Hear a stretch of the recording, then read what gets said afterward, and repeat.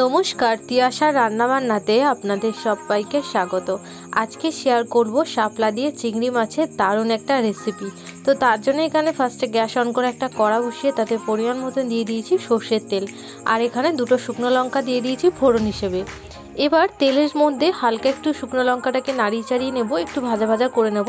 তারপরে এখানে দিয়ে দেবো কেটে রাখা শাপলাটা, দিয়ে হালকা একটু নাড়িয়ে চাড়িয়ে এখানে দিয়ে দিলাম স্বাদ মতো নুন আর হাফ চামচ মতন হলুদ গুঁড়ো। এইভাবে শাপলা রান্না করলে খেতে কিন্তু দারুণ টেস্ট হয়।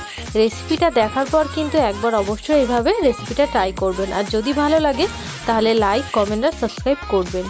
নুন আর হলুদটাকে খুব ভালো মতন মিশিয়ে ঢাকা দিয়ে এটাকে 2 মিনিট মতন রান্না করে নিয়েছি। তারপরে দেখুন শাপলাটা কিন্তু একদম সেদ্ধ হয়ে গেছে আর অনেকটা পরিমাণে কমে এসছে। তখন এর মধ্যে অ্যাড করে দিলাম ভেজে রাখা চিংড়ি মাছ, আর দিয়ে দিলাম সামান্য পরিমাণে একটু চিনি, দিয়ে হালকা নাড়িয়ে চাড়িয়ে ঢাকা দিয়ে 1 মিনিট মতন রান্না করলেই কিন্তু রেডি হয়ে গেল আমাদের দারুণ স্বাদের এই শাপলা চিংড়ির রেসিপি।